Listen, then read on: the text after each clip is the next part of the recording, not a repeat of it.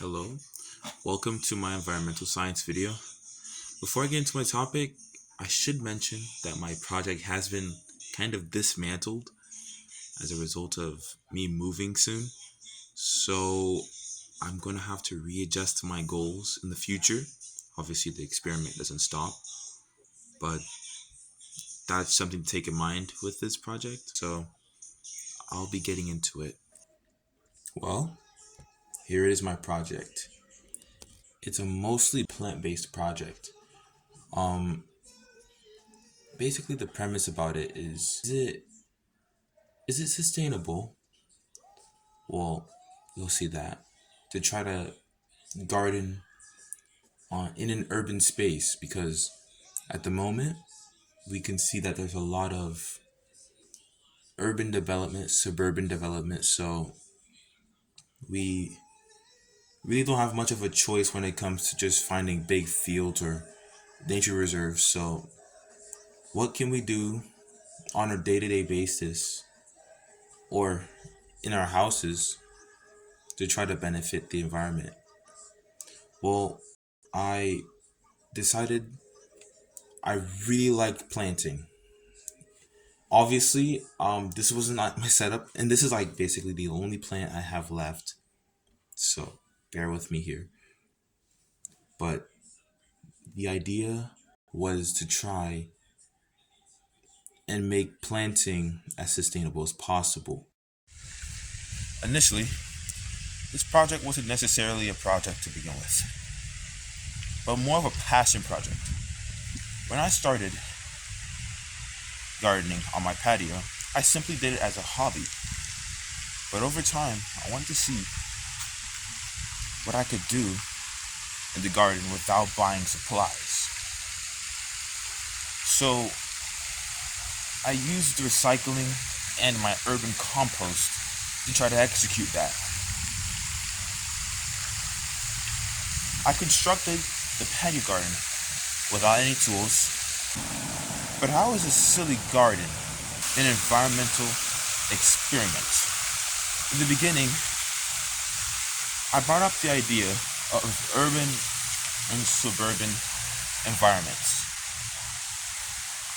When most people seem to think that environments only include savannas, forests, and prairies, places that are not man-made.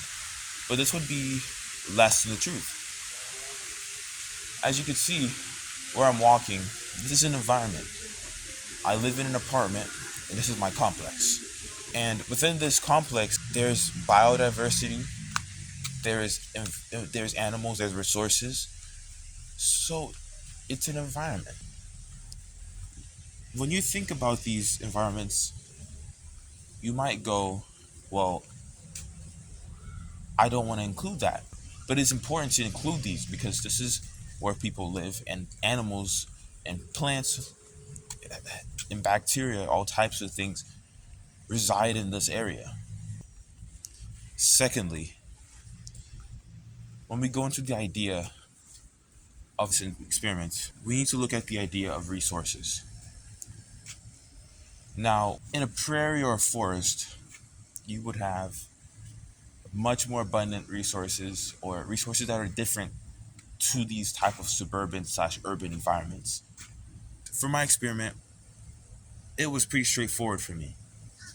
I would just have to scrap whatever I could find from the trash or the recycling.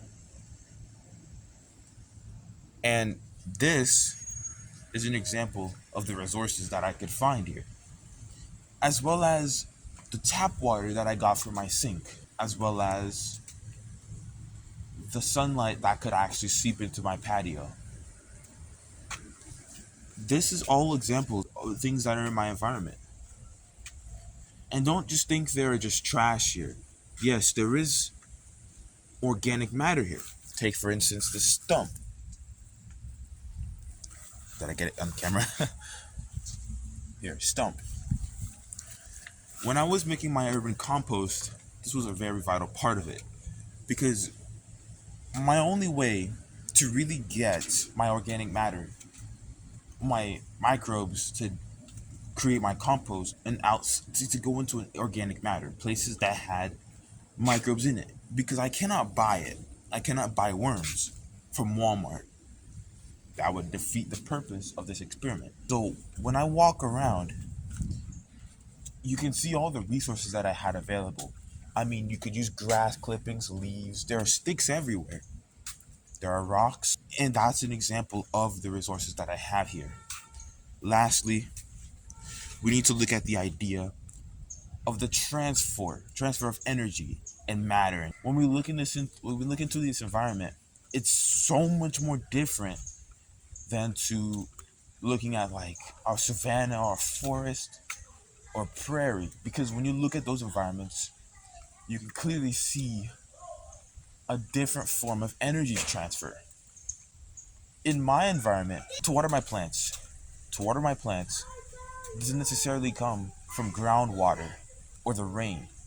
I open my sink and get tap water from it. That doesn't come from my local ecosystem. That might come from groundwater deposits from a different part of the state. That might come from the ocean that they desalinated. Rivers. That isn't necessarily where I live.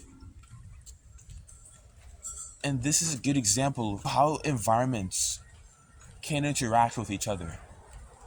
Because the environments are connected, but they influence each other.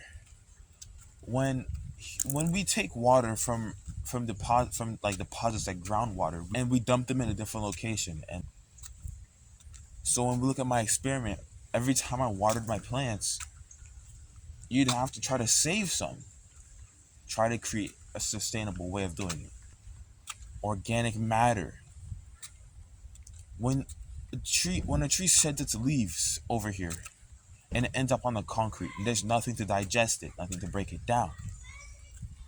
So we instead sweep up the leaves, put them into compost where we can resell the compost, or we can throw them in the landfill where they won't really where they won't really break down properly, and they won't create new organic matter. They will just create methane and all types of greenhouse gases. We also use cars.